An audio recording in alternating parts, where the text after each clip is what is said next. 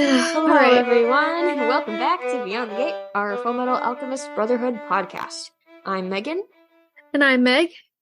And today we're on episode 59, Lost Light. Yes. As the light of the sun vanishes, Mustang learns the loss which comes from seeing the other side of the gateway, and 5 sacrifices gather in the dark presence of the Father. Sorry. Nice. And this covers manga chapters 101, The Fifth Human Sacrifice, 102, Before the Portal, and 103, For Whom. I'm so far behind on reading That's the manga. Okay. At this point, it is pretty one for one. There are a couple of little differences that are pretty enjoyable, just comparing the two. But I'd say, until the very end, you're probably fine not keeping up with the manga. Yeah, at some point I'll binge it, but oh yeah, it's not worth right binging. now. Okay, let's get into this. Riza's dying. Not our queen. The end. Stop. And we see her begging Mustang not to do the transmutation, and it's kind of the same thing that happens when Riza is talking to Envy, and she's like, the colonel addressed me by my first name, and then she's like, I lied. Where here at the end of the last episode, we hear Mustang say, all right, he's gonna do the transmutation, but then in this episode he's like, all right, Lieutenant. And he says he's not going to do the transmutation. Yes. And you can see that, he senses something in her voice or her manner that it's going to be okay. And then his name is literally the Gold Tooth Doctor. Dr. Goldtooth. Says he, rescued the men that have attacked them. The Fuhrer candidate's like, oh, I took them in, they were orphans, I raised them, I taught them how to fight, I gave them an education. And he's kind of acting like he has the moral high ground, even though he's horrible. Yeah. But then we see that Mustang's men are more loyal to him because they Jerzo, the chimera that is half frog, half, I don't remember what else, but he captures the doctor, and May and the other chimeras arrive, and I love this scene because Mustang rushes to Hawkeye, and he hugs her, and just the look that he gives her, I want a Mustang hug. That seemed like the warmest, awesomest hug in the world. Right? And she couldn't even fully enjoy it because she was suffering so much. She's bleeding out. Right? And he's like, I understood your message because we've been together long enough, which again is just just put a ring on that finger already. Right? Up to this point, you always that they. This reminds me of that post. But I think we saved it on Pinterest. It's like, girls don't want boys. Girls want Roy Mustang to finally become Fuhrer so he can marry Riza Hawkeye. Yes, exactly. But this is the episode where it's the gloves are off. They are so obviously care for one another. Yeah. And you know what? It doesn't even have to be romantic love, because I think it speaks a lot to Mustang's character that he is just very protective of his people. And sure, I do believe there is the romantic attraction between him and Riza, but we've also seen his loyalty before, like when Havoc was injured by lust. He never leaves a man behind. Yeah. And I want to point out something in the manga, but they kind of had to rush things in the anime. He runs over to Riza, but in the manga, there's a couple of Fuhrer candidates who are standing in his way. He annihilates them with flame alchemy in order to get to Riza. And I also love that, you can see like how much he wants to save her. Like he would do anything for her, but he knows that she doesn't want him to perform the human transmutation, and like he respects that and chooses not to do it, even though it's gonna like literally kill him and her. But so sweet. Anyway, so Riza, well, actually, then there's this really May has arrived, and we know she can use alchemy to heal, and she's like sees the Philosopher's Stone, and but sees Riza's injured, and she's awesome because she's like, you know what, Riza's more important, and she goes and like stops the bleeding. That was an amazing character moment. I think at this point in time when we were first watching it, I liked May well enough as a character, but she didn't really stand out to me like the others did. But that moment when she was like, she comes first, and runs to Riza, leaving behind the thing she had searched for all this time by coming to another country, I was like, yeah, I like May a lot. She's awesome. Yeah, she is. And then the Fuhrer arrives to put a damper on this party. Just die already. Right? And he picks up the stone, and we can see that he's wounded. He hasn't healed, like Megan was saying. He can't, I think because his body, well, let's say because his body is human, he can't heal, but it's also like, so is Greed's, but he has his special ability. Yeah.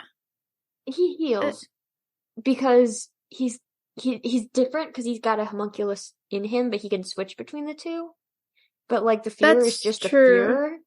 So there's something different happening. We don't know what. It's never explained, but they have a different dynamic going on, which we've kind of discussed before. And like, and they're all, each of the homunculi are very different. So even though they don't fully explain it, like, actually they don't really explain it at all. Well, and we can take it as like when the Fuhrer was made from the Fuhrer candidates. When Wrath was made from the Fuhrer candidates, it was quite a while ago, so they might not have perfected their technique for creating a Philosopher's Stone to go into a human. But by the point where Ling got his, it's been a while, so they've probably experimented even more. Yeah. Yeah. I accept that explanation. Good. The Fuhrer says that he is disappointed in humans because he thought that Mustang would do the human transmutation, but then he didn't. And Mustang's like, well, I have the right people by my side to help me be a better person and make the right choices. And there's like a post about this, but you can also just see it in the episode. The Fuhrer, he's like, I thought you would have tried human transmutation and if someone precious to you fell right in front of your eyes. And I should have watched for this, but like Mustang like squeezes Riza's shoulder. I saw that. When he says that. I never pay attention. I'm too busy writing. I also like how Roy was like, at one time I may have, but I'm a different man now. I'm like, 2 hours ago when Scar stopped you from... Right? Yeah, that's fair. But that was pretty big. That was a pretty big moment. Yeah, and he's just changed over the course of the whole series too. Yeah. But it's just another moment where it's like, just get married. You guys care about each other so much, and I love it. But anyway, while the Fuhrer's talking, and we see Jerzo, he like falls from where he was, and he's injured, and he has released a doctor, and we see that Pride has arrived. And the Fuhrer attacks Mustang. Mustang tries to attack back, but the Fuhrer stabs both his hands and like pins him down. It's so painful. And Pride grabs the doctor, and he creates a transmutation circle with his little eyes. he uses the shadows and makes a circle out of it. Yes. And we get a quick scene that we see the eclipse is about to begin, so their plan is about to go down. And then Pride, because he has has the doctor in his grasp, he's able to use the doctor's knowledge about human transmutation and forces Mustang through the portal. And we see like a brief clip of Riza. She's totally terrified, this poor woman. Where'd my man go? And then we see that the doctor has been made into this deformed monster, and Mustang is gone. Yeah, so in the manga, it's a little, I don't know. I think Roy's friends are freaked out that the monster the portal created could be Roy, but then they soon realize it's the doctor. Mm-hmm. Which that would be my first thought too. I'd be like, what did they do to him? But it's no, he's disappeared just like Ed and the others did. Yeah. And then the Fuhrer, he's ready to fight. He's gonna not let anybody get to Father. And Scar is gonna be the one to take him on. Oh yeah. Yeah. This is fitting. The Fuhrer is the one who started the whole Ishvalan extermination campaign. Right. And it's even more fitting later. They point something out. But anyway, then we first see Mustang. He's in the portal. He goes through the door and he ends up in Father's lair. And Ed and Al and Izumi are all there. Yeah, and it's really sweet because Ed is really worried for Roy. He's like, Colonel! And he runs over to him. And in the manga, he even starts like pulling on his limbs to see if they're all attached. He's like, what did they take from you? Yeah, and then we learn what's been taken from him, because Mustang is like super confused because he's like, Ed, how can you see when it's so dark? And he's like, lights, where are the lights? And you can see it. You can see it in his eyes. He's blind. And Ed is just totally horrified. And Pride and Father are very proud of themselves, but we see a very brief glimpse of Pride is kind of shedding some skin. He's fallen apart a little bit, maybe. He does the Kaguya cheek touch thing. Yes. And then Father does some annoying bad guy spiel where he's like, basically, you guys all, lost limbs or body parts or wherever or whatever because you're trying to play God. And Ed is very upset because he's like, no, you forced Mustang through the portal. He did not choose to do this. Yeah, and his point is being made is like, so there's irony in all the things Ed, Al, and Izumi lost. Like, Ed and Al just wanted to feel their mother's embrace again, and Ed ended up losing limbs, and Al lost his whole body, and he can't feel any warmth from humans anymore. Izumi wanted to bring her child back, but in return for doing human transmutation, her body cannot produce children anymore.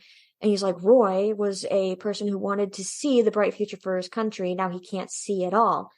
And that's when Ed's like, sure, Izumi, Al, and we accept the consequences of our actions, but Roy didn't do anything. He didn't do anything wrong. And he's like, in the manga, he says, I'll never accept that anything so inconsistent could be the truth. Oh, Ed.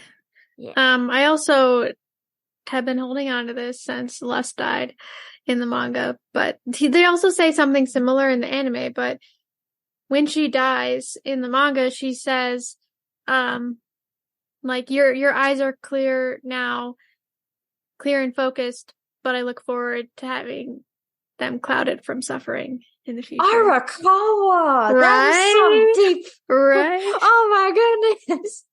Setting up for that all the way. She had that in her back pocket. Oh my goodness. I need to meet this lady. Teach me, sensei. Yeah. Pretty impressive, planning. Yeah. But anyway, we go back to the Scar. I was going to say the Scar and the Fuhrer. fighting. And the Fuhrer like points out that, you know, not only is this like a fitting fight because he was the one who started the Ishvalan extermination, but they are both nameless men, and they are fighting to the death. Yes. And the Führer is nameless because he never learned what his human name was, and Scar is nameless because he cast his name aside because names are sacred to his people, and he kind of went off the beaten path and just accepted the moniker Scar. Mm-hmm. Yeah. And then May arrives in Father's lair, and she is very concerned about Al, and it's adorable.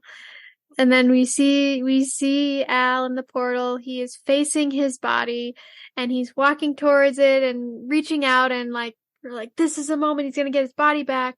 But then he decides not to because he needs to be strong to fight in the battle. Yeah. And his physical body has atrophied significantly. Yes, it's not looking so good. So go Al. That's like so literally like I love him. The thing that they've been working towards for years now, and he chooses not to do it to help people, and I he's the best. But then he does the same thing that Ed does when he gets dragged back through the door. He's like, he promises that he'll be back. Yes. He didn't get the cool finger point thingy though. But, no, he did not. But it's pretty epic. And then he arrives back in his body and wakes up, and that's where the episode ends. Yeah. All right. So we can kind of skip over all the things we normally track because just this episode went by really fast. Yeah. And a lot happened, but it's just like we're getting to the end game here. So things we did want to mention, one thing was animation expertise. We mentioned it before, but Roy's eyes were drawn differently when he was blinded. So, we could tell he was blind immediately as soon as he opened his eyes. And even in the manga, you can tell, like, his eyes are open before they do the reveal, but you're like, oh, something's wrong, because they're just white, and his eyes are normally black. But there was no eye shine. It was a dulled color, and he had like this vacant stare in the anime. And I felt terrible because he was just like stumbling around, and he wants to help, but can't use his flame alchemy now because he can't see who he's pointing at. Yeah. Yep. And then we have story elements analysis. So there was a trope that was subverted in this episode, and that trope would be the what would you do to save your true love? So the common thing in stories to do is to have the protagonist sacrifice all for the woman he loves. But in this case, however, Roy makes the arguably right decision to leave Riza in order to save the world. And that's the decision she wanted him to make. Yes. And I hope I would be a good enough person if I was in that danger. Be like, yeah, let me die to save everyone else. I don't know, though. Scared. I would hope I'd be brave enough. But honestly, it probably wouldn't be bravery. It would just be spite. I'm like, don't let this guy win. He stabbed me. True. Revenge. Yeah. Oh, gosh. All right. We're done here. What was your, okay, I like what you're going to say that, where the quote came from, but what was your favorite line of the episode? Okay, this is legitimately what the closed caption said, but my line came from Al's body. Because it has to differentiate between the Al in the armor and the Al who's his physical body in the portal. So mine came from Al's body. So our best boy said, he left the body he had searched for so long to go and help his friends. My valiant, noble soul. As your vessel, I'm very proud of you. But with your selfless return, the world may be plunged into darkness and despair. My Alphonse. And what was your favorite line? Why do you always pick the serious ones, and then I'm over here picking the funny ones? It's fine. Mine came from Mustang. When the fear showed up, he's like, I'm afraid I'd be lying if I said you're looking as good as ever. Ooh. Burn. Flame Alchemist just burned you. Roy doesn't need his alchemy to burn someone. Yeah, exactly. He'll be fine. What did we learn in this episode? We learned sometimes you have to give up the thing you love or want the most in order to save the world. Yeah, both Roy and Al had to do that. Yep, and they were the ones who pushed the story forward, because Roy, obviously for doing what he did, but for unwittingly becoming the last sacrifice. Sorry, man. And Al chose to come back to fight. Mm-hmm. Yes. This is a good episode. We're so close to being done. We only have 5 episodes left. I guess we'll tell you what our plans are for that. We're gonna finish out the series, but the last 2 episodes we're just gonna talk about in one episode of our podcast, because I don't think it's necessary to have the extra long episode. Yes, it will be. And then we're also planning on doing just an extra episode where we might split it into 2, but where we talk about just like some random stuff that we didn't get a chance to cover, and just talking more about, I guess, the philosophy of the show and why the show is so amazing and all that. And then also we wanted to compare it.